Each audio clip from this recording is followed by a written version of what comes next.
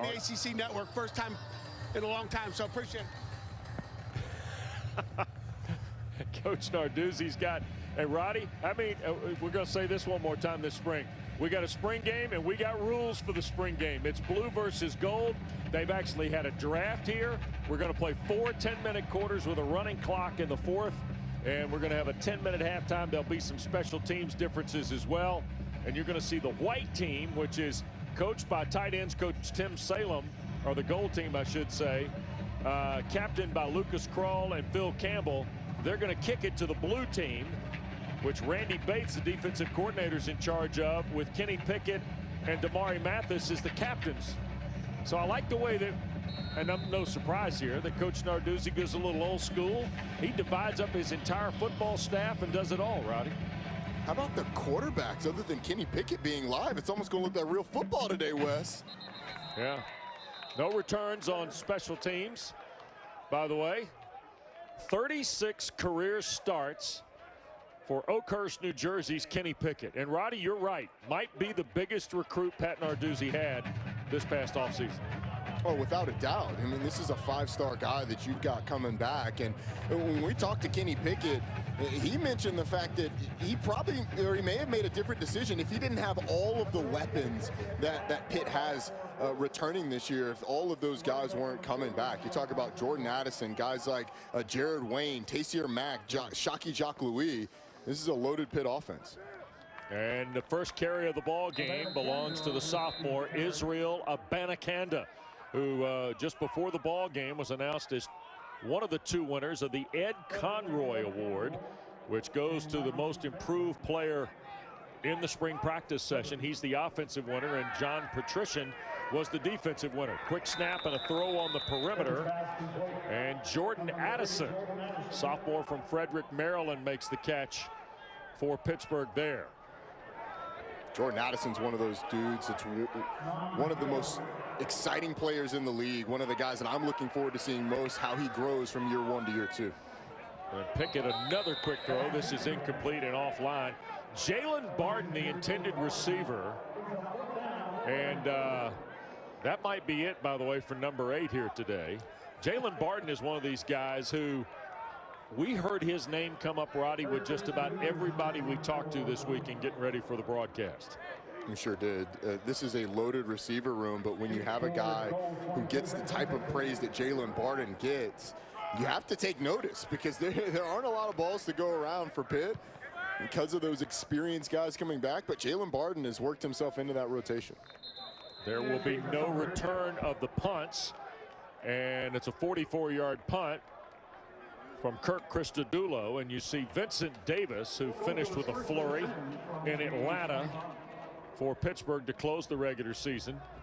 247 yards and a touchdown to seal the deal at Grant Field. Now here is that backup quarterback battle, and the first contestant out here for the gold team is Nick Patty, Roddy.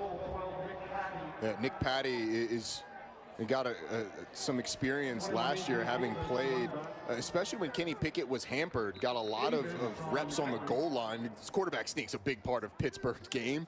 He got a lot of reps on the goal line, running some quarterback runs, but he's a quarterback that's going to try and solidify his spot. It's between he, Joey Yell, and Davis Bevel all duking it out to be that number 2 quarterback.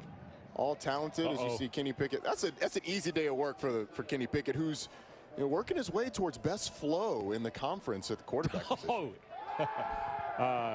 That's got to remind Eric Wood of preseason games right there. Here is Patty, and in stride, Taysier Mack.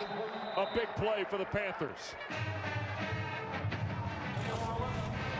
Taysier Mack did not get the award for most improved this spring, but because of his high level of play a couple of years ago, him returning to that was one of the big things that they wanted to get accomplished. And you could just tell from what the coaches said, what Taysier Mack has said, that he is feeling much better and more confident than he did a year ago coming off an injury, and he has had a fantastic spring. 36 yards to Mack, and very quickly out of the backfield, they dump it away, and that is Luke Del Gaudio, a walk-on from Shavertown, Pennsylvania, making the catch. Or no, check that. Gavin Thompson. We've got a pair of 82s, Roddy. I'm sorry. It's the spring, Wes. We double up on numbers. Sometimes they're on the same team, different teams. Gold, blue, who knows? There you go. And here is Patty rolling away, throwing across his body and into the end zone for A.J. Davis. And Cam Bright was down there defensively, along with M.J. Devonshire, a transfer from Kentucky. We will at some point get into the experience on this defense and the number of guys that have played, but when you look at this linebacking core that Cam Bright's a part of, man, they have a lot of pieces they can mix and match and feel really good about. Some we'll see today, some are out. Servassier Dennis being the biggest name that's out today, but this linebacking core is going to be really good for Pitt in 21. Well, keep an eye on the pistol set here. You see in the backfield now, Todd Sibley has come in for the goal team.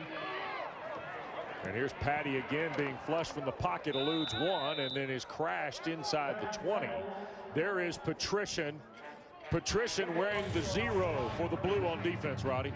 And this is like seeing a unicorn in spring practice, a quarterback taking a hit. How about that? Real football. Now, Patrician took care of him. Patrician took care of Nick Patty. He didn't tee off on him. But quarterback taking a hit. And I think Pat Narduzzi wanted to do that so he could see things like that from Nick Patty. How does he maneuver in the pocket when he knows he's going to be live? How does he maneuver outside of the pocket when he tucks it and runs? That ball is incomplete. And again, that was Thompson. All right, Eric, couple things here. One, quarterbacks are live here. Roddy said that Cam Bright kind of held up on Nick Patty. And I know you had a flashback to the preseason on Kenny Pickett getting 3 and out literally. Oh, yeah, I've played in a number of games where you get that quarterback out early, and we're going to get a chance to talk to Kenny Pickett here in a second. But, yeah, it looks like a preseason game, and that's smart. You don't want to lay out the quarterbacks, but when I talked to Pat Narduzzi before the game, he was specifically saying he wants the quarterbacks to face real situations out there. 35-yard try from Ben Sauls out of Tip City, Ohio. And the Gold is in front. First quarter. 6:46 to go. It's 3-0 on ACC Network.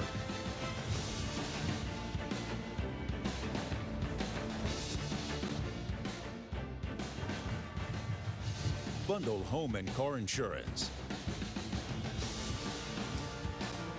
3-0 in favor of the Gold. Ben Sauls, who will kick for both squads today. And there's a story there, has put the Gold team in front. Blue team will take over. And Roddy, here's a look at kind of the way the season went for Pittsburgh. Awfully encouraging start at 3-0, and then all of a sudden NC State got them. Yeah, NC State had an incredible 1-point win. Then they go to Boston College. Some woes in the kicking game. They lose by 1 point. Kenny Pickett gets hurt during that stretch, but when he comes back, they win 3 of the last 4. The lone loss coming to Clemson, opted out of a bowl game, voluntarily declined a bowl game, I should say. Opt-out's a little bit of a triggering word for some, but I think Pitt has a lot of reason to be excited as you get a look at Abanikanda right off the bat. Well, Izzy Abanikanda from Abraham Lincoln High School in Brooklyn around the edge for a first down. And we told you the winner of the Conway Award on the offensive side. And here is this quarterback battle continuing to unfold. The Arizona State transfer is Joey Yellen, who a year ago threw for 402 yards, a touchdown, and 3 interceptions, and started the 2 ball games that Pickett was injured following the BC contest. And Yellen trying to find one across the middle, and that's Jordan Addison hauling one in shy of the 40-yard line into goal territory. And Wes, Joey Yellen's appearances last season, the stats aren't great. 3 interceptions, only 45% of his passes completed. That was against 2 of the best defenses in the league in Miami and Notre Dame. So, and you're talking about a transfer that came in without a full spring or a regular summer, having to learn Mark Whipple's offense. So they were a little handicapped with what they could do. This offseason will really be big for Joey Yellen, being able to get time with Mark Whipple, extended time, the likes of which you didn't get last year. And it'll give him an opportunity to really get his feet under him going into next season. All right, so Joey Yellen has taken control of the offense for the Blue, and that means Eric Woods got Kenny Pickett along the sideline. Kenny, tough day's workout there today, huh? Yeah, not too much. I got 3. I was only supposed to get 1, so I'll take 3. Yeah, we assumed the first one was going to be a handoff, too. Pitt fans are ecstatic that you came back for another year. What went into your decision to come back for another year at Pitt? I mean, there's a lot that went into it. I think really just my family, my coaches, I kind of just took their guidance of it. And, you know, I'm excited to come back for one more year and try and win a championship here. What areas of your game are you looking to improve heading into 2021? Mainly was pocket footwork and pocket, you know, mechanics. I think I took a next step this spring. It'll something I'll just keep focusing on as the summer rolls in.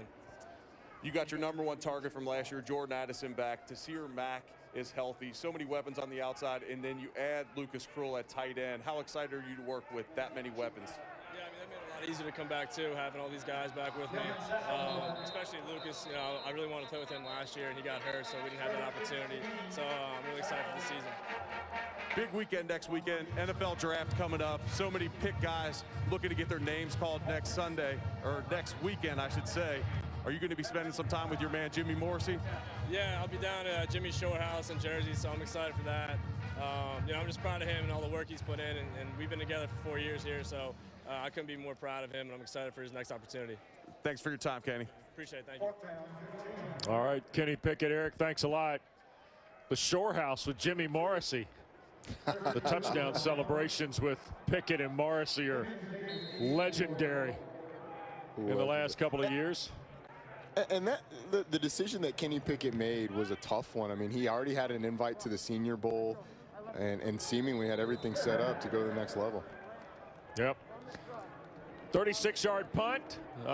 Goal team will take over. Don't forget, following our coverage here at Heinz Field, off to Kenan Stadium we go. Matt Schick and E.J. Manuel standing by for a 3 o'clock start. Mac Brown and Carolina in a blue-white game. A lot of eyes on number 7 today, Roddy. I mean, he's a lot of eyes on him for multiple reasons. You're already seeing like the way too early 2022 NFL draft stuff come out. Sam Howell's in that conversation as that QB1 in that class. There's no clear one, but Sam Howell's going to be in the mix. And I bet Pat Narduzzi will have his eye on what's going on in that game too. That's going to be one of the teams to beat in the Coastal. Nick Patty operating at quarterback for the Gold team, and there is, tell you what, Vincent Davis, who went wild in Atlanta to close the regular season. John Patrician, the tackle. There is some piece about this running back room too, Roddy. We talk about wide receivers. Vincent Davis, A.J. Davis, Izzy Abanikanda. We've seen Daniel Carter have moments. Todd Sibley's had moments. I mean, that's 4 or 5 guys that Mark Whipple can choose from. Here's Patty under pressure, bailing out and looking for room. He will scramble up the field, get the first down. Pretty good effort by Nick Patty out to the 30-yard line. Eric takes another hit. QBs are live, and Nick Patty's made the defense pay for it. Yeah, he took off with his legs well there. You mentioned the running back battle, and that's an interesting one heading into the spring. Narduzzi told us that he named Vincent Davis the starter heading into spring ball, but Izzy Abanikanda has really impressed. He was actually the #1 player taken overall in the draft yesterday. That shows what his teammates truly think about him, and Izzy is really pushing for that top spot. And as we saw on the first play of the last drive, he has that home run speed that Mark Whipple, the offensive coordinator for Pittsburgh, is just so excited about. Yeah, you're right. Sometimes coaches play those Jedi mind tricks, and if naming Vincent Davis the starter gets the best out of probably the most talented guy in that room, Israel Abanikanda, then it works. But we just saw Lucas Krull catch a pass on that last play. And you talk about a guy that the coaches raved about in the spring or in our calls. Lucas Krull was one of those guys that they could not wait to talk about. Kenny Pickett mentioned him in our interview with him. The coaches were going crazy about what he's done and his versatility. But his ability to affect the game in multiple ways, and the nice adjustment when Nick Patty starts to scramble, they may split him out wide some. They talked about his skill set, his ability to do there. He could be in line, he could be in the backfield as an H. See him in the slot right now. There's a throw out in the flat, and here's A.J. Davis. And he'll work his way up the far side out of Lakeland, Florida. You know, here's the thing, Eric, about Kroll. We really didn't get to see him in full throttle last year, but he is a prototype to what the tight end at the next level is now. I mean, easy to go Gronkowski and Kelsey. I mean, it was interesting to hear Mark Whipple go Heath Miller the other day. That's a guy you saw a lot of in the league. But Kroll fits the bill at what they want here in Pittsburgh and really what the next level may want, I think. You're absolutely right. He's 6'6", 260 pounds. Mark Whipple said he has 4.6 speed. If he can go to the combine and measure 6'6", 260 and run a 4.6, he has a potential to be a first-round draft pick, and that's exactly what Narduzzi described him as when he described him. And he said last year he came in dinged up after that transfer from Florida, and Narduzzi said, honestly, he wasn't that impressed. This spring, he's been so impressive. He's going to limit his reps in the spring game because they want to protect him heading into this season. What a difference a year makes for him.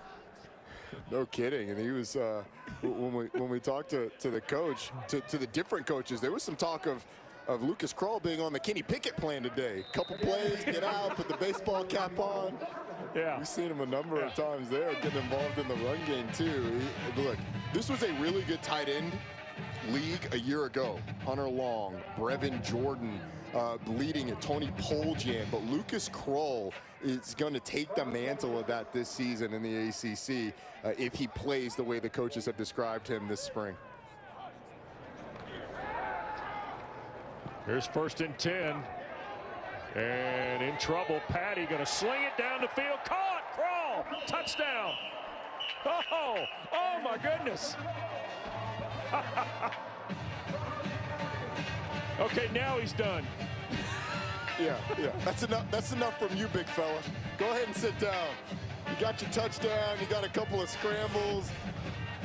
Now you get out of it. I was impressed a second ago when he was in the run game. He's to the nub side of the formation. They have a tackle over. He's one-on-one with John Patrician. And you're not going to cover that dude with a linebacker. I don't care how good you've been this spring, John Patrician. That is a tough assignment to pull. Wow. Nick Patty goes 3 for 3 in the drive, and he dials up Lucas Kroll from 26 yards.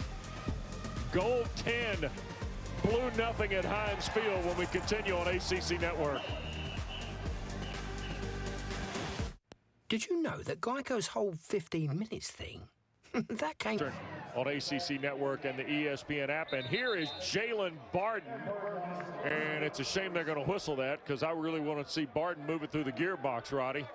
Blue team finds itself down 10-0. Hey, you better whistle it because Jalen Barden wants to show you the burn, right? So only 5 seconds left to go in this first quarter, and now all of a sudden the blue team and Joey Yellen, they got to get to work here.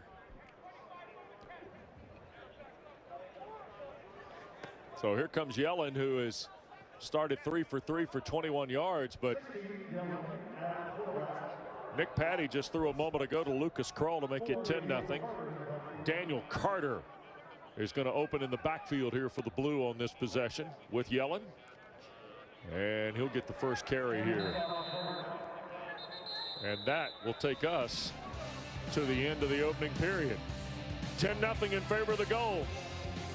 We're underway. ACC football in the spring. Who's with us on the sidelines at Heinz Field?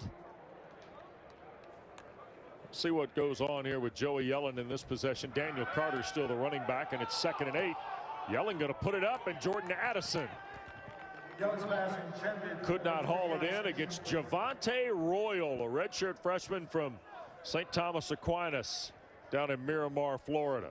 Played just 2 ball games a year ago, but came in with some accolades. One of the best players in Florida in his senior campaign. I would imagine that Royal gets a lot more playing time this year. I mean, 6'3", 200 pounds, kind of fits that modern corner body type of a tall, long guy. And with the amount of man-to-man that Pitt plays on the back end, the amount of pressure they put on those corners, you like those guys that can be physical. So I think Royal is going to be a guy who sees his role increase significantly. Boy, Yellen in a crowded pocket downfield and caught. A great catch, and that's Jalen Barton, Roddy. That's good on good, young on young. Jalen Barton coming out of from the left side of the screen, puts a nice move on Royal. Nice stem to the outside, coming back to the post, and about the delivery by Joey Yellen. 37-yard throw, 1st and 10. At the goal 28, Blue trying to get on the board here. Behind the work of Joey Yellen. And a quick throw, and that's Barton again on the perimeter. This youngster, Jalen Barton, West Side High School, Roddy, down in the Macon, Georgia area. 7 catches a season ago, played 9 ball games, but he was the first name Kenny Pickett mentioned to us the other day. Not Jordan Addison, not Taysir Mack, Jalen Barton. We wanted to talk to him about guys that we didn't necessarily know about, or he wanted to talk to us about guys that we didn't necessarily know about, and Jalen Barton was a guy that he said, hey, look, man, he has shown a lot. I mean, from a speed standpoint, he's got it. He may be faster than the fastest guy they had a year ago, which was Jordan Addison. So you're talking about a guy that has really impressed everyone, including the coaches. I'd expect, you know, I don't know if he's going to have the type of impact that Addison did a year ago, but when you talk about a young guy, I mean, Jalen Barton's certainly going to have his imprints on this offense. Yeah, when you look at Jalen Barton, last year was such a tough year for true freshmen because you didn't have spring ball because of COVID, and then with the summer workouts limited, so that's a guy that could really make an impact this year, in which really getting his first full offseason and a chance to learn the offense. Well, and follow up with that, we don't get to see Shaki Jock-Louis today, who's being held out, or a young man that they're pretty excited about, a young freshman named Miles Austin, who's a 6'1", 180 wide receiver as well. But you see the strong, and Mark Whipple will readily admit, when Kenny Pickett went out, they regressed. And everybody knows it. We showed you at the top what the difference was. There's a 4th and 4 play, and I don't think that Carter got it. So a stop for the white team. And you see that the white team is fired up, most notably Brandon Hill, who got some extended playing time. But there is plenty of depth at wide receiver for Pittsburgh this year, and it comes in all shapes and sizes. Halfway through quarter 2, the Gold is still pitching a shutout on the Blue here at Pittsburgh. Stay tuned to get a free pan from Gotham Steel.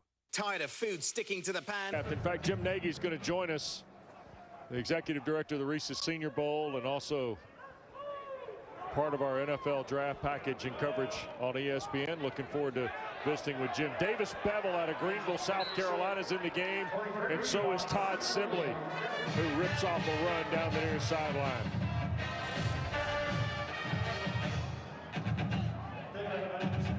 Nice block on the left side of that offensive line, and then a good move in the hole by Sibley.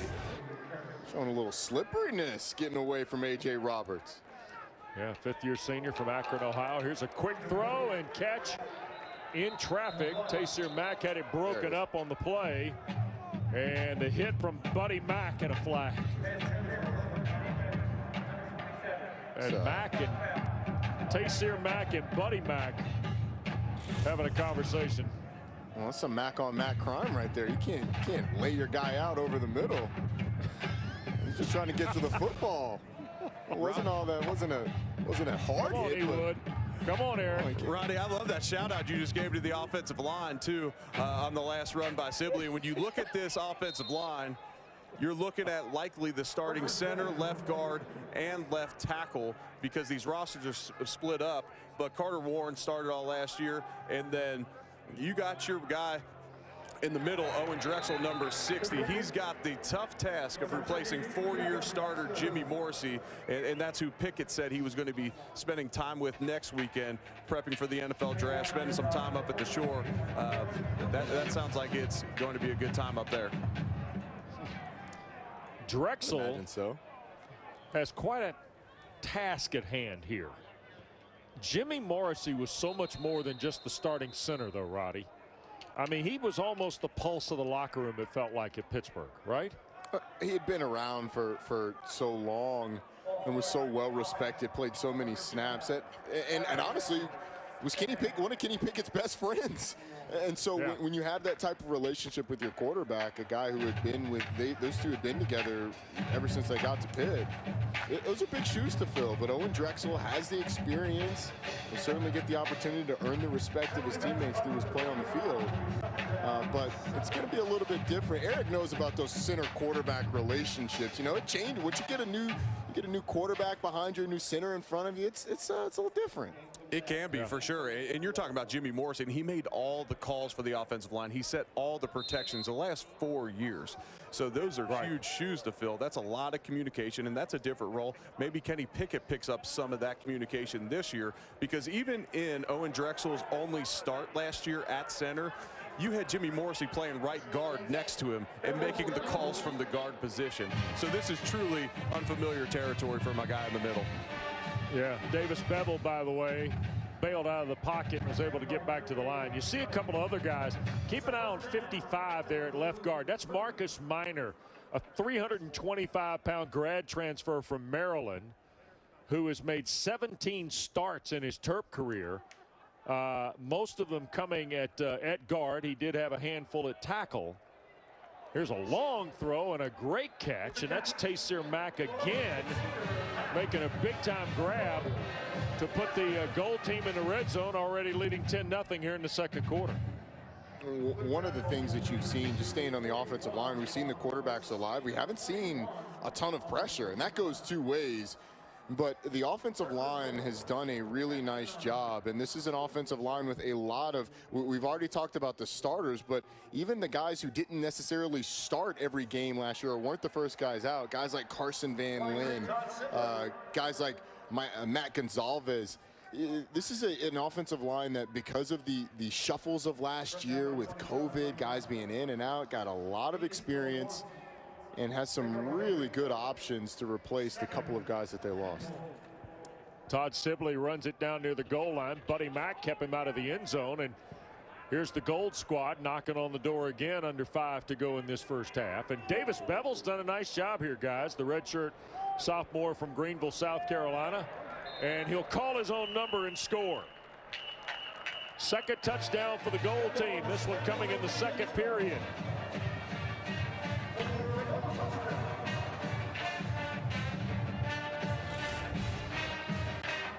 Quarterback run down close to the goal line is a staple for Pitt. Maybe not always out of the gun. A lot of quarterback sneaks.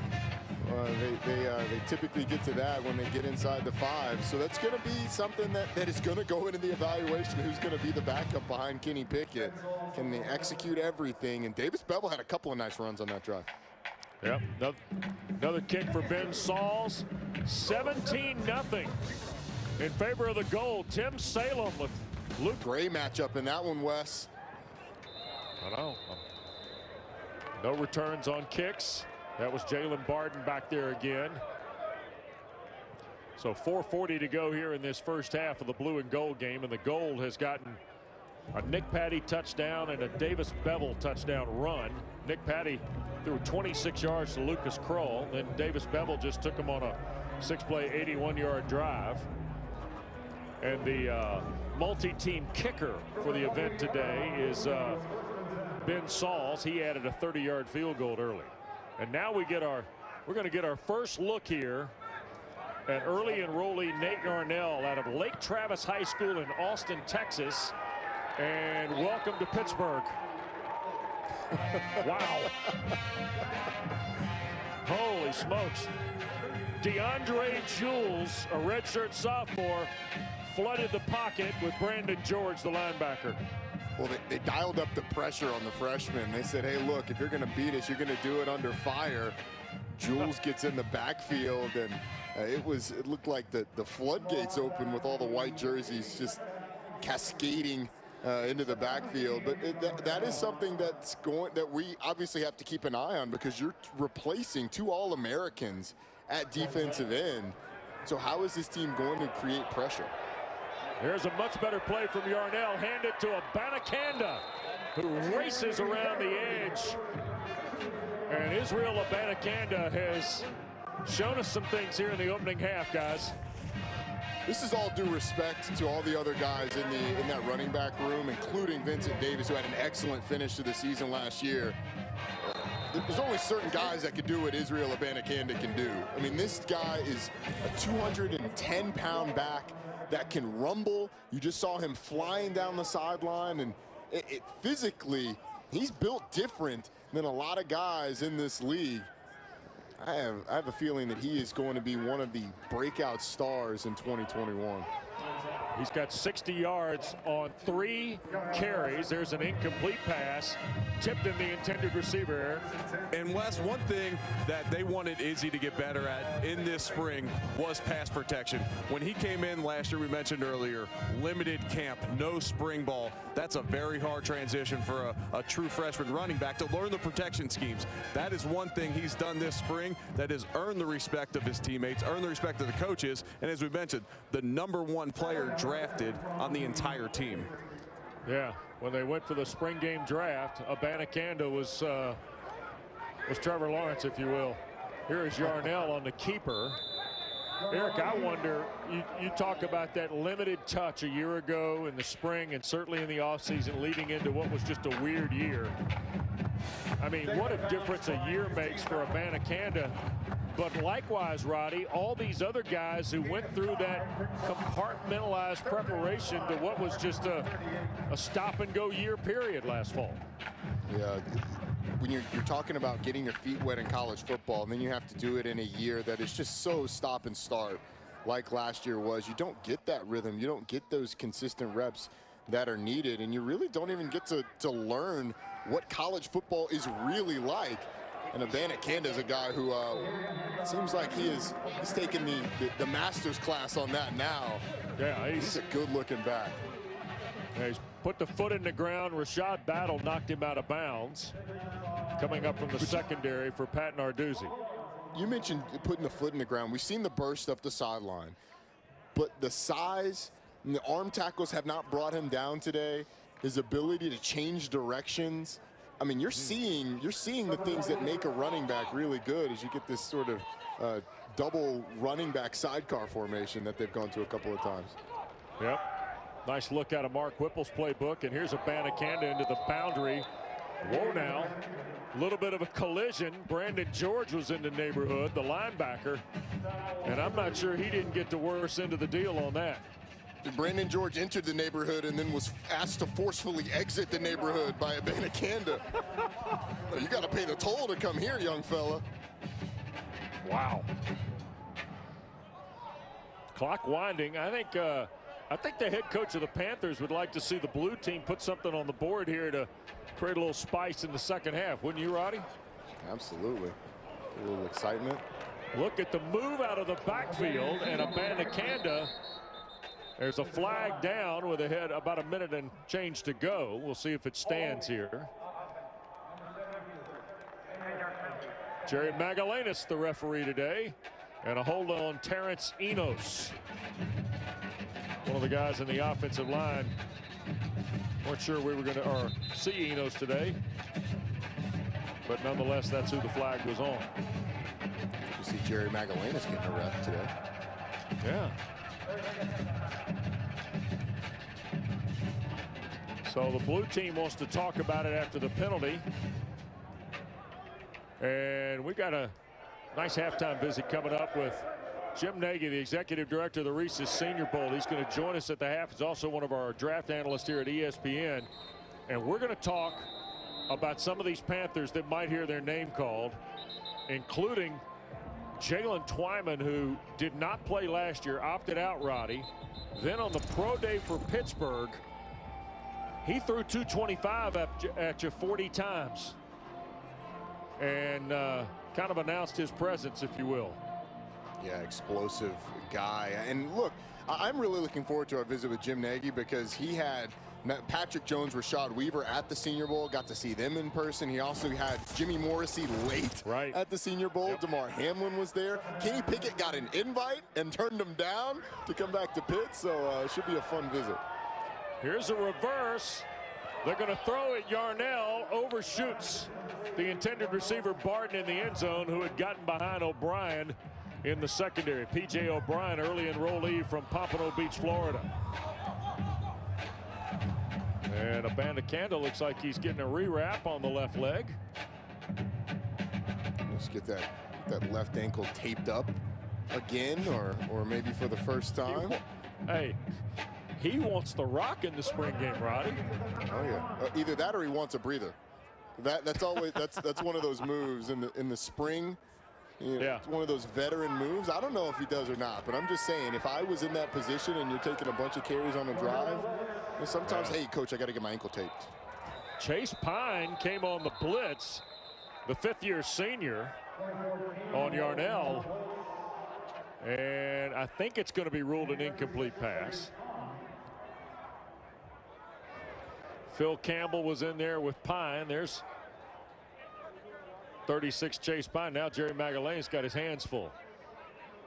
Narduzzi's always the soft and very understanding head coach, though, Roddy, in this league when it comes to officiating.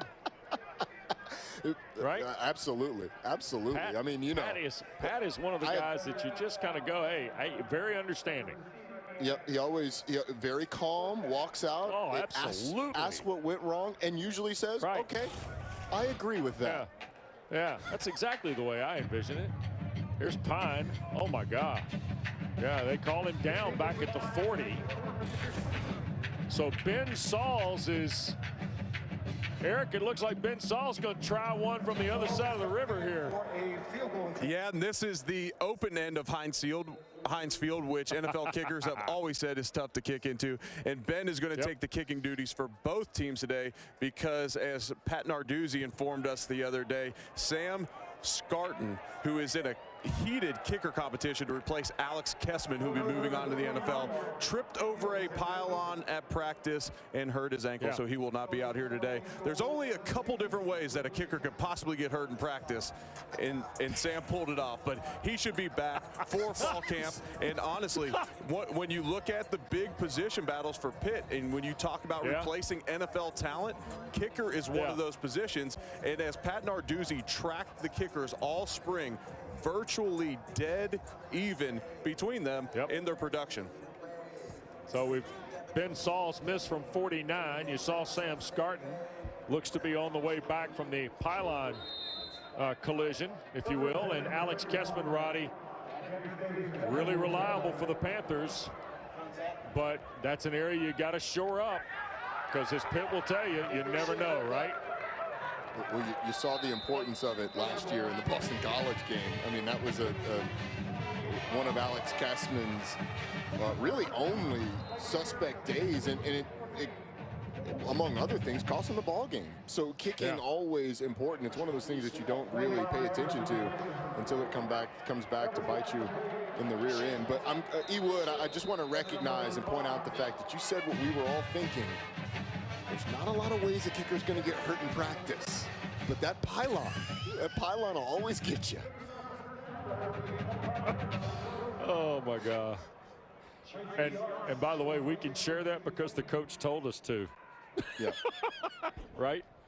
Yeah, and then, absolutely. And then he showed us how close the kicking battle was with the paperwork. I mean, it's like 87% for both guys, and all sorts of measurements there. Wide open, by the way, is Jared Wayne for the touchdown. Marker down on the throw from Davis Bevel, who's now, if this stands, will have taken the goal team to 2 TD drives in the last about 3 minutes and a half.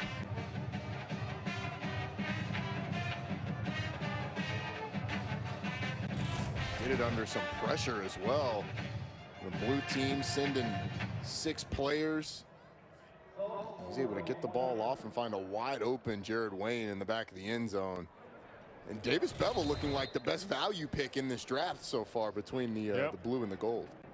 No question. 3 plays, 69 yards, 31 seconds. Time of the drive, and my goodness, 24-0 the goal team. A commanding lead here in this first half of the gold and blue game for the University of Pittsburgh. Tim Salem is going to have a attaboy conversation with his gold squad. Meanwhile, Randy Bates is in the brief halftime. Roddy may want to fire it up again, but we touched at the top about player evaluation. And Eric, one of those battles Pat Narduzzi told you about was backup quarterback. Yeah, and sitting here looking at the numbers, Davis Bevel's 5 for 5, 98 yards, a touchdown pass, and a touchdown run in this first half. Yeah, when you look at the backup quarterback battle, a lot of people believe it's coming down to Joey Yellen and Davis Bevel. So they put them both on the gold team so that you get a pure evaluation. So they're throwing to the same guys. You got the same guys blocking for them. So they're going to rotate back and forth so they can get a true evaluation. That probably is part of the reason it's 24-0 right now, considering Kenny Pickett, the starter, played 3 plays, handoff, 2 quick throws, and then Nick Patty and the other backups are going to be splitting the rest of the time on the blue team, but they put the number 2 and 3 quarterbacks, so essentially the top 2 quarterbacks in the game on the gold team. All right. Well, Devils look sharp here, Roddy. And Yellen, by the way, is 6 of 7, by the way. All these quarterbacks have really done a nice job. The thing that's impressed me with Davis Bevel is his ability to run as well. I mean, he's 6'6", big old quarterback, rumbling a little bit. The athleticism, it was something that I did not necessarily expect. By the way, Jim Nagy standing by. We're looking forward to our visit with our NFL draft analyst and, of course, the executive director of the Reese's Senior Bowl. We've enjoyed Jim's work here in the last week or so. He's been a busy guy, but to get a handle on, I think, Roddy, you mentioned Jones, Weaver, Twyman, but we start talking about Pittsburgh. It is DeMar Hamlin, who had a very nice year. Paris Ford, who opted out, halfway through. Jimmy Morrissey in the offensive line. There are a lot of interesting Panthers that could have their name called next week. There certainly are. Pitt could have as many players drafted as anybody in this conference this season, and that's kind of gone under the radar. But in terms of quantity of guys, and Pitt's got a number of them. Well, in terms of work on the ground here in this first half, that might be the final play, and we get a look at Daniel Carter on the carry. And that very well will be the final play of this first half, unless we have some, what I like to call in spring games, coaches administration. Coaches administration means, no, I don't like, yep, here we go, Roddy. Well, coaches administration. Yeah, you get the, hey, I called an imaginary timeout that I didn't actually have, so let's run one more. This is where the spring game becomes the practice setting, if you will. That's Barden a catch going into the sideline, but now let's see if that gets us to the half. That gets us to the half. Yeah, we had to see just one more, right? But when we come back, Jim Nagy will join us. 24-0, gold leads blue. Halftime in Pittsburgh on ACC Network.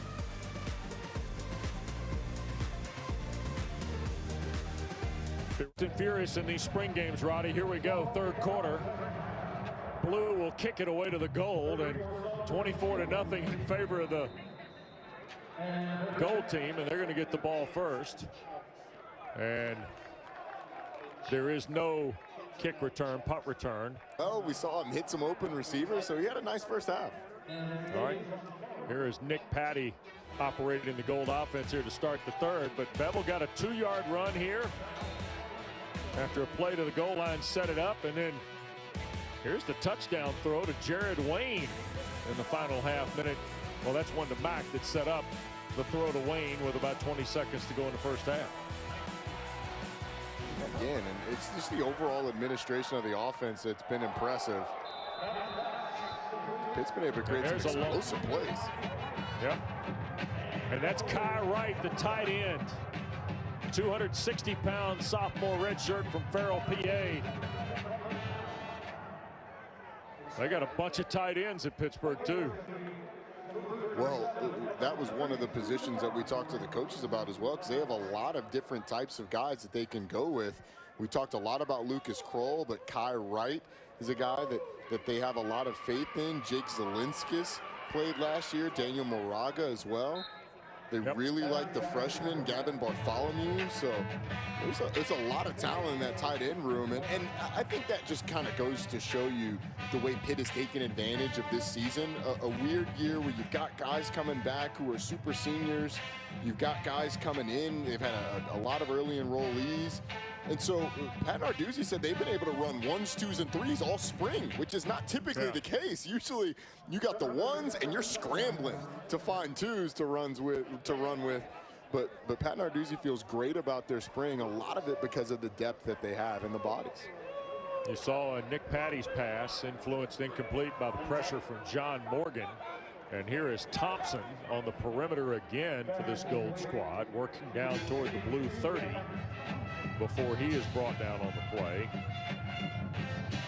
And I think that was Damari Mathis. We have not called Mathis' name very much today, and Damari Mathis doesn't need to sell us on anything today. We know he can play and has played very well for the Panthers, but he was on the stop there for that unit.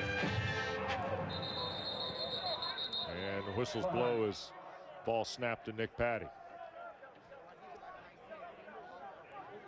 And Jerry Magellanis. Number 60, 5-yard penalty. Little procedure on the Gold team. Owen Drexel.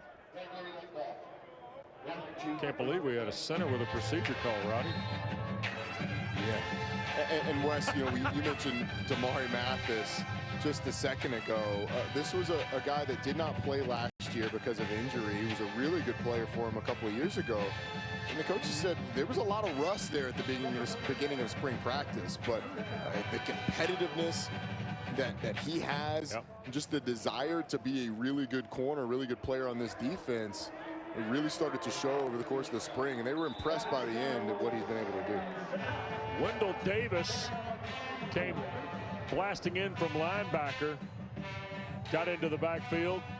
Nice play by Davis, who had spurts a year ago in 2 ball games. He started and then got injured, but he's a guy that's emerging on that defensive side as well.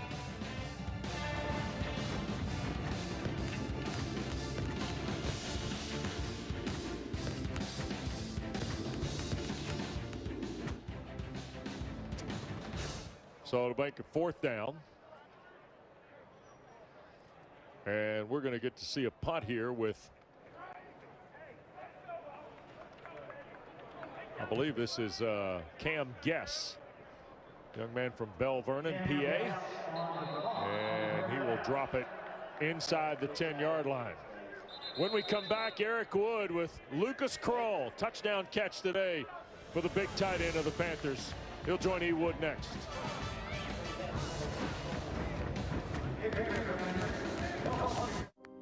To go in the 3rd, and the blue starts from inside its 10, and Izzy Abanikanda trying to find some room. Nothing much there. Let's join Eric Wood. He's with one of the captains of the Gold team, Lucas Kroll. Lucas, you had a heck of a first half, scored a touchdown, but I think you and Phil might have some GM duties in your future, drafted a team like this, up 24-0. But how good does it feel to finally be healthy and put your skill set on full display? Oh man, words can't describe it, man. It's a phenomenal feeling to be back out here, be with my teammates again. It was a long road recovery. It was a frustrating one. You have so much built up for 1 year, thinking that's all you got, and I was blessed with the opportunity to get another one to come back with my teammates, and got 2021 here today, and well, I'm just blessed to be here. How excited were you when you got the news that Kenny was coming back for another year? I was asked that question not too long ago, and I remember because I'm no longer on Twitter, and I had to hop back on Twitter just because I heard the news, and I had to say something about it just because I was so fired up. He's one of my best friends here on and off the field, and just to get him back to be his teammate again, it's awesome. It's great. With Kenny coming back, add you to the fold and all the weapons that this offense has, how good can this offense be in 2021? Man, sky's the limit. I tell them all the time. I say, it's the little things. We're coming so close as a unit, and that's what makes me so excited. Is everyone's healthy, everyone's flying around making plays every day. I mean, we've been stacking the days, and that's what I tell the guys is we need to be consistent, man. We need to be playmakers, and that's what we've been this whole time, this whole spring. We just keep building up that team chemistry on and off the field, and it's been a heck of a ride so far, and we're just getting started. So you're playing next to the tackles, and there's a big position battle at tackle. Who's impressed you the most this spring? Oh man, I think we got 3 really good tackles: Carter, Gabe, and Matt. Man, I think they're all going to have a huge role for us. You know, I think any given day, you know, it's neck and neck through all 3 of them. So I can't wait. They're all going to be phenomenal for us. Thanks for your time, Lucas. Good luck this year. Thanks so much. All right, Lucas Krull. Tell you what, a phenomenal first half, Roddy. He gave you a lot to take in a short amount of time. Well, it looks like his spring is over with him doing interviews with us on the sideline. So it was a phenomenal spring overall for Lucas Krull. Yep. And looks like we got a new quarterback as well. Eli Kosanovich, who threw for almost 3,200 yards and 39 scores as a senior at Aliquippa. Personifies the Western PA quarterback, if you will. He is into the ball game. This is his redshirt sophomore season. He is yet to appear in a regular season ball game for Pittsburgh. 6'2", 210-pound redshirt sophomore, and he's got Vincent Davis in the backfield with him. I tell you, the other thing about having some depth at some of these positions for not only Mark Whipple, the offensive coordinator, but Pat Narduzzi, you get to roll guys through. We have seen Abanikanda, Carter, A.J. Davis, Vince Davis, and Todd Sibley already today. And there is Mark Whipple, whose whiteboard in his office must be phenomenal, Roddy, with all the possibilities he has from personnel groups. You're exactly right. You would ask the good question to Lucas Krull, how good could this offense be? And this is the time of year where we get excited about who's coming back and all the possibilities. But I would not be surprised if Pitt is one of, if not the best offense in the conference next year. I mean, they are going to be right up there with the potential that they have. I mean, you look at the weapons, you look at the way they ran the ball towards the end of last year, and the emergence of Abanikanda along with Vincent Davis, the quarterback in Kenny Pickett, who's going to be one of the best. I mean, you can't find a place where they are deficient. Can they put it all together? That's going to be the big question. But this is an offense that's geared to be one of the best, if not the best, in the league. All right, 12-yard play here. I got something for you and Eric based on that, though. And we'll have to answer this right away. They returned, as you see, 8 starters from last year. Given what they lost defensively, do they have to play? And here's the question. Does Kenny Pickett and Mark Whipple have to play with an offense that knows how to let that defense grow? In other words, that defense, they play Tennessee on the road in Knoxville early. Roddy, you and I have talked about their schedule. Mark Whipple's offense, almost like the defense did the last couple of years for Randy Bates, the offense almost has to dictate at least the early part of the season. Is that a fair statement, you think? I think that is a fair statement. Now, there's a lot of experience coming back on this defense. So I don't think the defense is going to be quite as far behind. It's going to be different because you don't have 2 All-Americans coming off the ends. But with the experience of the defense, I don't think that they're going to take a monster step back. Are they going to be as good with disruption? Probably not. It's going to be tough to do that. But I think this offense has an opportunity to be good enough to carry the defense if they need to. You know, it kind of reminds me, from a talent standpoint, of that 2016 offense that Pitt had with Nathan Peterman and all of the great talent that they had there. So when you talk about the ability to spread the ball around, like remember Jester Wheel was the #1 receiver on that team. They spread it around a ton. So it kind of reminds me of that. Like you may have a guy, but he may not go for 1,200 yards receiving. It may be 800 and you have a couple other in the 5s.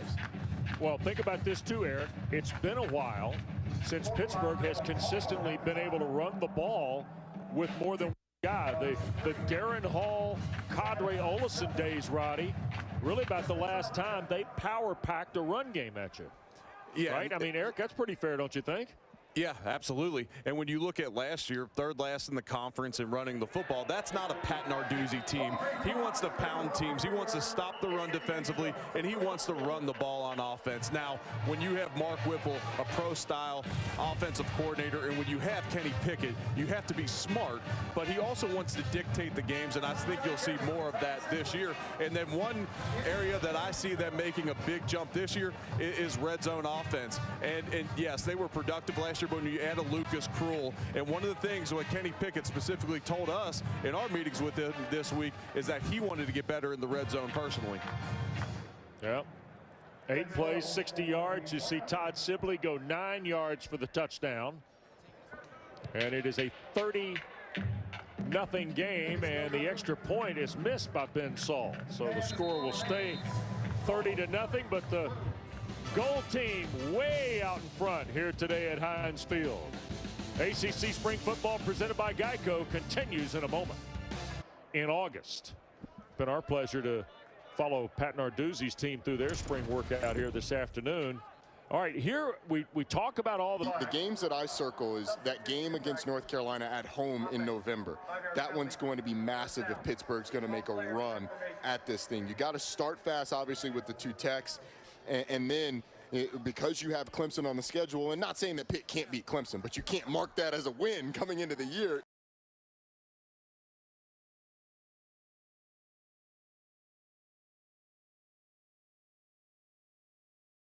Coming into the year are going to be the biggest factors in the Coastal Division. So the schedule works in favorably, with the exception of Clemson being on there. It works pretty favorably for Pitt. Yeah, Eric, I think that Pat Narduzzi's got to be delighted with where it is, but where it is and where it's going will be tested at various points in this season. Maybe week 2 at Tennessee, but remember, he saw Josh Heupel when he was coaching UCF, so he knows the system. Pitt and UCF played a home-and-home a couple of years ago, so he's got some familiarity there. We've seen a couple penalties behind the quarterbacking play of New Jersey redshirt freshman Logan Klaus here. Number 58. 5-yard penalty, 2nd down.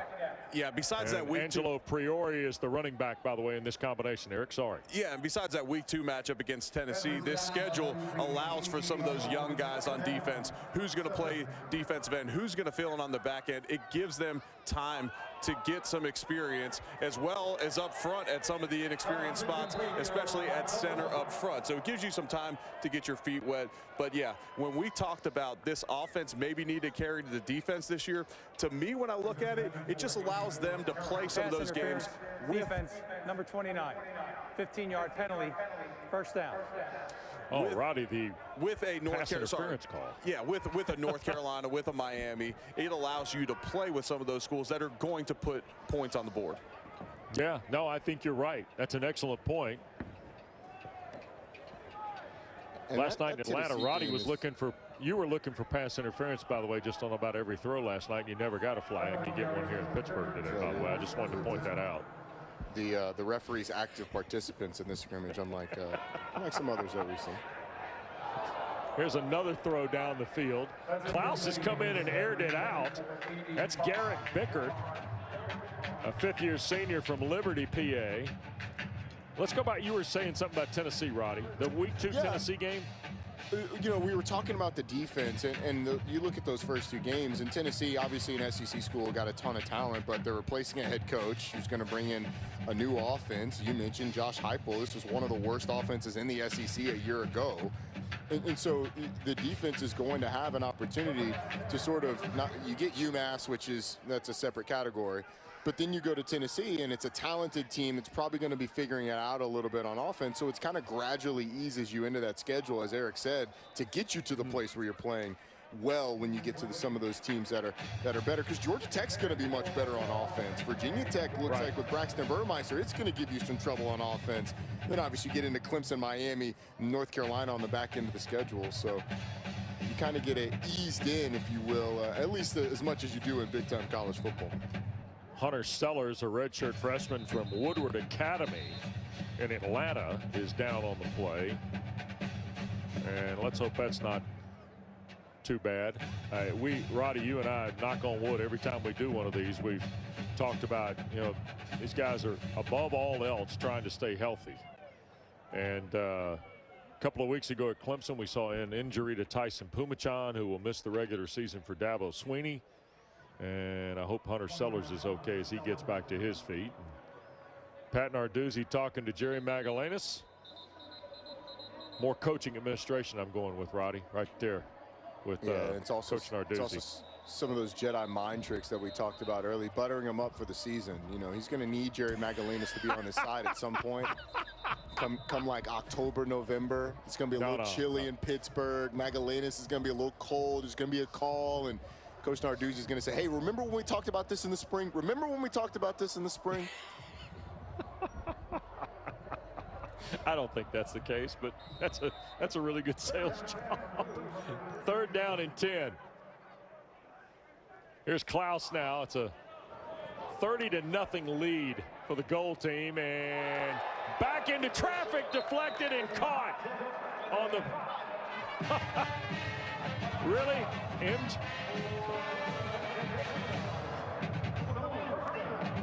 I want to make sure we get this right. What a catch. MJ Devonshire, the transfer from Kentucky. He's listed as a corner. More he can do, playing on the offensive side. Especially in the spring. And Devonshire, it looked like a Hail Mary. You know, you have the trailer on a Hail Mary to catch the deflection. Honestly, they could have drawn it up like that. Just Mr. Johnny on the spot as he gets knocked up in the air. Not bad. Not bad for a guy who's listed as a corner. And you know what? That's another guy that he's from Aliquippa. Well, you start to wonder, don't you? Because you had Klaus from Mendham, New Jersey throwing it downfield. And next thing you know, you got Devonshire from Aliquippa who transferred from Kentucky and makes a catch on the deflection to put the blue team in plus territory here with 30 seconds to go in the 3rd. We're playing 10-minute running clock in our final quarter of play. We're going to find out a little more about the what I call coaching administration of this spring game coming up after the break, but that'll likely be the final play of the 3rd.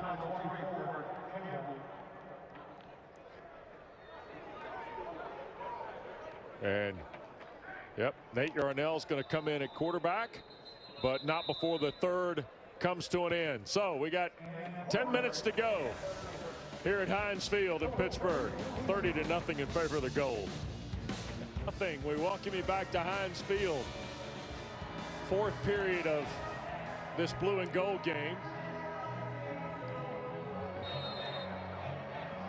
Nate Yarnell from Lake Travis High School down in Austin, Texas, with Daniel Carter in the backfield, that double sidecar, if you will. And Carter fumbled the ball, and it is recovered by the gold team.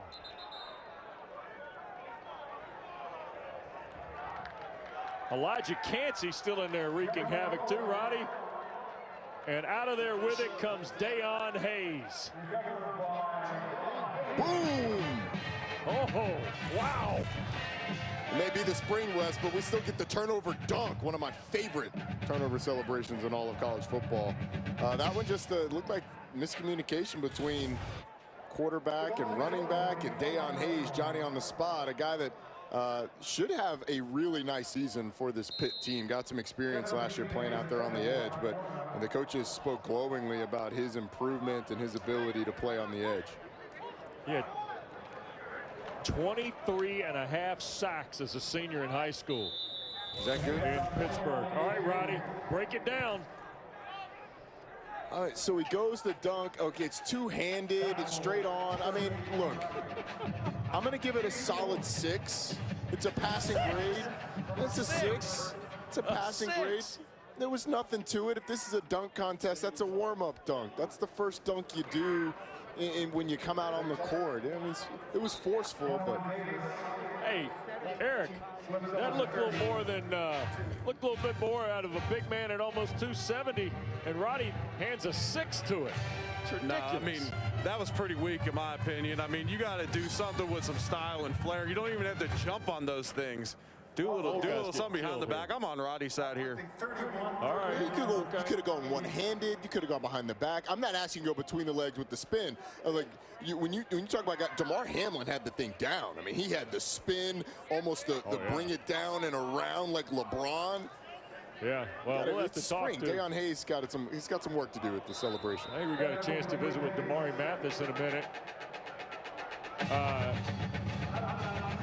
I tell you, Damar Hamlin is going to join us, and when he does, the first thing we're going to ask him is how disappointed he is in Deion Hayes' dunk, Roddy. I'm just going to be honest, right?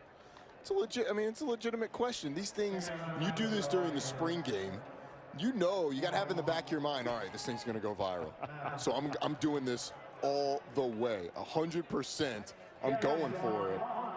And I think Deion Hayes next time he's gonna come with something with a little more spice. All right, Cam Guess will punt it away. 30-0 in favor of the Gold. There is no return here in this spring game. And when we come back, speaking of Damar Hamlin, one of the stars of the Pittsburgh secondary joins us next on ACC Network.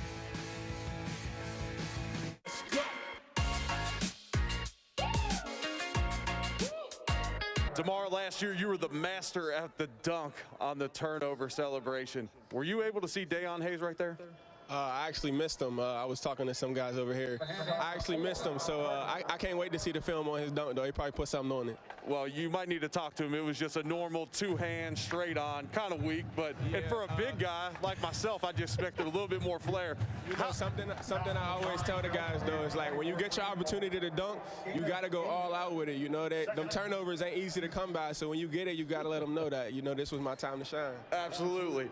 And how's training been going for you, and how's this pre-draft process been for you? Training's been going great for me. You know, I've been working on my body to get ready professionally, but also just training my mind to be professionally as well, just to hold myself to certain standards as far as, you know, eating habits and just focusing. You know, so I've been training a lot more than just my body, and I feel like I'm ready right now. Where will you be watching the draft at next weekend? You know, with my family, we got a place where we're having like a little private little get-together, you know, with family and close friends. So we'll be ready. We'll be waiting for that call, man. We can't wait. We're excited. You got any observations on this game out here today? Yeah, a lot of guys. I actually wanted to see a little bit more of my boy Kenny Pickett. You know, I definitely feel like he's going to be taking off the board super early next year. But, you know, just specifically to my room, just seeing the young guys that I worked with closely developing, you know, Damari Mathis, speaking on him first, that's a guy that down at the Senior Bowl, scouts are already asking me about. You know, they want to see what he's doing right now. You know, some guy, Brandon Hill, just a young leader. It's already in him to just be a young leader, and he's just so active on the field. Also, Marquez Williams, number 14, young corner. And Justin Tellandier, a lot of guys, man. MJ Devonshire, it's endless amount of guys that just ready, you know. They just been paying attention and just taking notes and waiting for their turn, and now it's their time to shine. I'm just excited for them just to see it all. A lot of talented guys in that secondary that you helped nurture. Good luck next weekend, and good luck in the draft. Thank you. Appreciate you. All right, Damar Hamlin, Eric, thanks. He was fantastic here, Roddy. Certainly was, and was really a leader. You know, the most famous safety tandem in Pittsburgh history was Ryan Clark and Troy Polamalu. Polamalu being the guy that you know, had the big hits and the flashy plays, but Ryan Clark was the one that sort of erased everything and covered for Polamalu, and that was somewhat the relationship between Paris Ford and Damar Hamlin. Damar Hamlin was the guy on the back end that was buttoned up, had everything good to go, was versatile, while Paris Ford got to come down and make those big hits, and he was an integral piece of that Pitt defense for his time here. Well, we showed you. Here's just on the defensive side now, Roddy. Patrick Jones, Rashad Weaver, we've talked about. Damar Hamlin, Paris Ford halfway through the season. Jason Pinnock had a very, very productive 2020, by the way. Kind of went under the radar, I thought, at times. Yeah, there's a lot of pressure that's placed on these Pittsburgh corners. And Randy Bates has told us in the past, look, these guys know from the second they walk on campus to the second they leave, they're going to be in man-to-man coverage. And that is just what they're going to have to do because of what Pittsburgh wants to be on defense. So in order to do that, you got to have guys on the outside. But you and I were talking, and he would as well. The guys that you're replacing, the ones that we saw on that list, really have played for the most part, especially in the secondary with Eric Hallett, who we didn't see today, Brandon Hill, who we just showed, and some of the corners as well. So here's a fourth down for Joey Yellen here in the blue. Trying to get something on the board before we say goodbye, and a long throw down the field and intercepted. Picked off by A.J. Woods. Let's see what A.J.'s got under the hood. See the dunk. Oh, there we go. Okay, that one I give it 8.5. 8.5 on that one. Not only, this is a well done. DeMar Hamlin would be proud. Wow. Yeah. Well, unbelievable. We have Vincent Davis on the carry. A.J. Woods the interception. Eric Wood with, I'm not going to kid you, one of our favorites, Jimmy Morrissey. Eric. Jimmy, I know you've been training hard while I've been down with your parents at the Ocean Reef Club last month. How's this pre-draft process been going for you? It's been awesome. You know, every day has been something new with interviews and workouts, but it's been great. It's been full of, you know, a lot of ups and a few downs, but it's been very enjoyable. Jim Nagy was on here talking about, he was bragging about how you got to the Senior Bowl so late and hopped in and played so well in the game. What was that experience like? It was awesome. I thought I was going to get an earlier invite. It didn't work out the way I wanted it to. I worked out all week. Friday morning, I got back from a workout and got a call from Jim Nagy. Hey, you want to come down to Mobile, play the game tomorrow? So I drove down to Mobile, learned the playbook in a night, and got to play all three interior positions. It was fun. You being that adaptable and that smart is what allowed you to thrive so much at Pitt. Four-year starter, and your guy, your quarterback that you played so many games with, now has a new center. Is there going to be a different celebration out there from him this year? I don't know. That'll be up to Kenny and Owen. But Kenny's in good hands with Owen. Owen's a phenomenal center. He's, you know, he's experienced. He played against Boston College, and he's a fifth-year guy. So there's not going to be a lot of drop-off there. So. Kenny alluded earlier in the broadcast that he's going to spend next weekend up with you at the shore. What are the plans for the weekend? I'll be with my close friends and a couple family members watching, so waiting for a call. So yeah, there'll be a couple guys there. A heck of a career here at Pitt. Enjoy next weekend. You earned it, brother. Thank you, Eric. Good seeing you. All right, Jimmy Morrissey. Who knew you had to go to the Ocean Reef Club with E. Wood and the Morrisseys, huh, Roddy? Guess we didn't get that invite. No, and you know what? That's all right. That's all right. That's all right. It's all right, E. Wood. We're good. We'll catch you on the bounce back to the Ocean Reef Club down there at some point. Huh? Yeah, that's all right. There's a handoff. We're about 4 minutes to go here, and Eli Kosanovic quarterbacking the gold team's got a big 30-0 lead. Jimmy Morrissey, Eric, as much as we like him at the collegiate level, his adaptability that you just mentioned, that's one of the things I think that'll carry him to a roster or at least a camp. Wouldn't you think?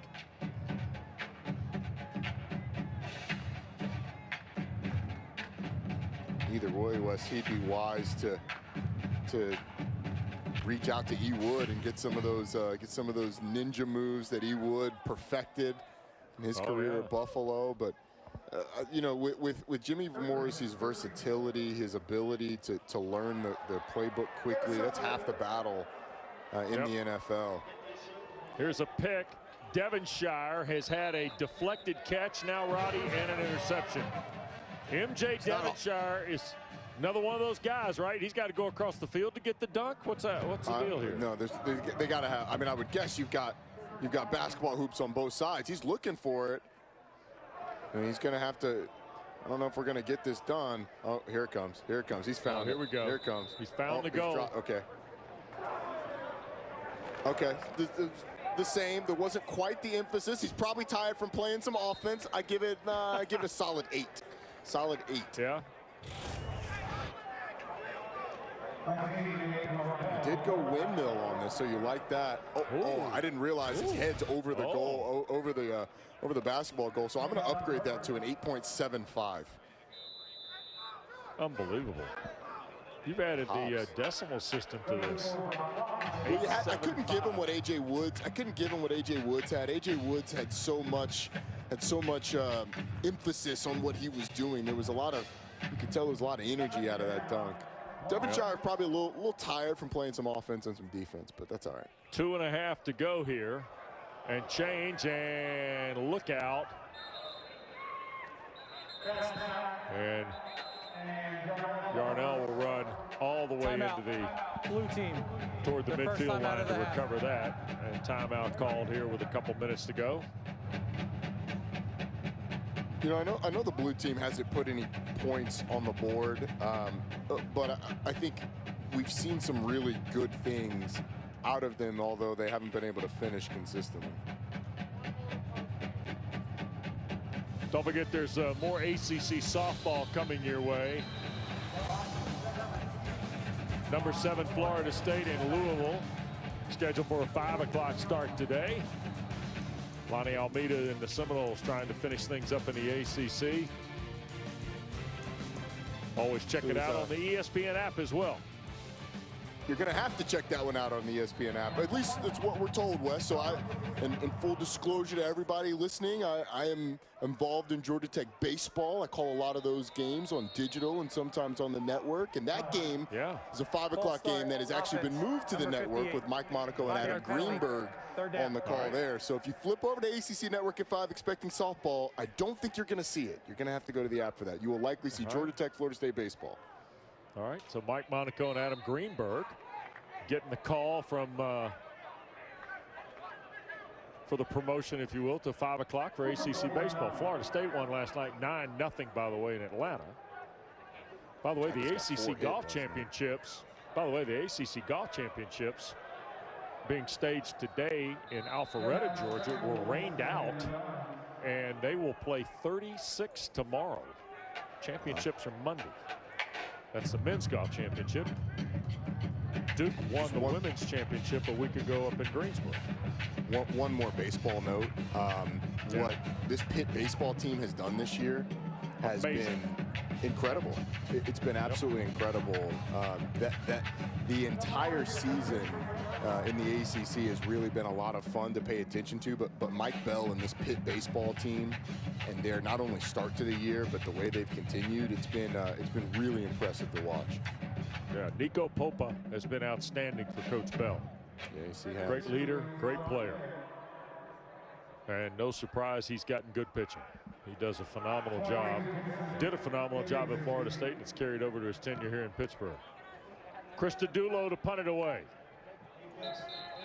And it'll be fielded about the 30. Quick reminder for you, you are minutes away now from Matt Schick and E.J. Manuel and their coverage of North Carolina's spring game today, presented by Geico from Keenan Stadium in Chapel Hill. Yeah, you know Sam Howell's going to be there. Roddy, I'm thinking about Tamon Fox, thinking about some of those guys in that secondary. Tony Grimes, who we got to see a year ago as a true freshman. How about the running back situation? What's going to sort out there? They had a lot of highly thought of young people that got some experience last year, both on defense and to a degree. Remember those skill guys that opted out of the Orange Bowl against A&M may get an opportunity to showcase their wares. So top of the hour, get ready for that.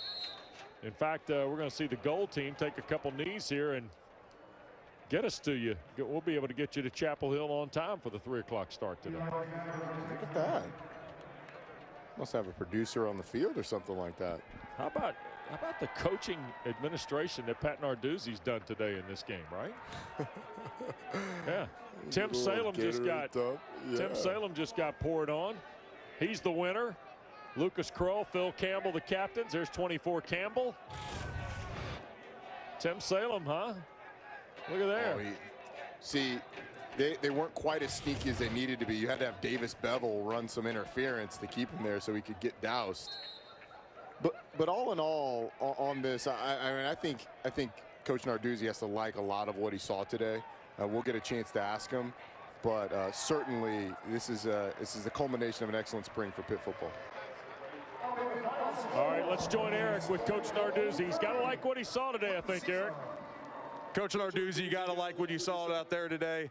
From my observations, no injuries. That's first and foremost. And then what you see out of the backup quarterbacks out there today? You know, Nick Patty on the goal team done that job, and so did Davis Bevel. Both those guys showed up on that team and moved their offenses down the field. Izzy had a big day today. Is that indicative of what you saw the rest of the spring? No doubt about it. You know, I was surprised a freshman PJ was too. You know, you want to see your quarterbacks come out and operate. And he did a nice job. He was able to, on his own read, get in the end zone. Had some fortunate plays under pressure where he was able to find some of those receivers. Here's Tayseer Mack right now, and then he had one down the field to Jared Wayne. So Davis Bevel, in terms of the backups, had the best day. Now that doesn't necessarily mean he's going to win the job, but you do like to stack good days, if you will. All right, Eric, give me a thought on what you saw today here out of the Panthers. Man, we heard all spring about Lucas Krull, and he put it on full display. Only played the first half today, had a number of catches.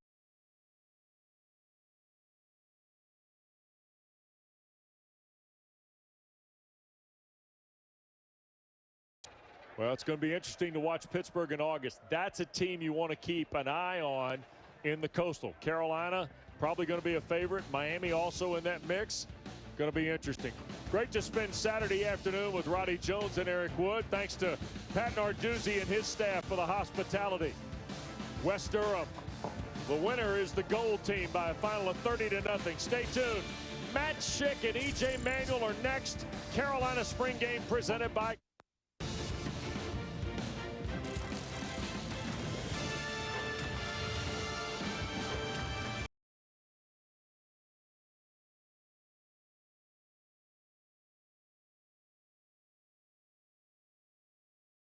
To ACC Network Spring Football presented by Geico. Today, Kenan Stadium, it could be a wet one for the North Carolina Spring Game, but the weather doing nothing to dampen the excitement surrounding this program as UNC looks to take another step under Mac Brown in 2021.